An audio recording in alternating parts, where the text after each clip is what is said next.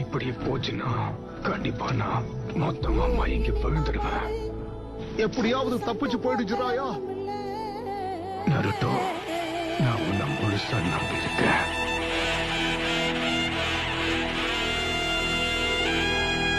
கண்டா வர சொல்லுங்க கண்ணட கையோட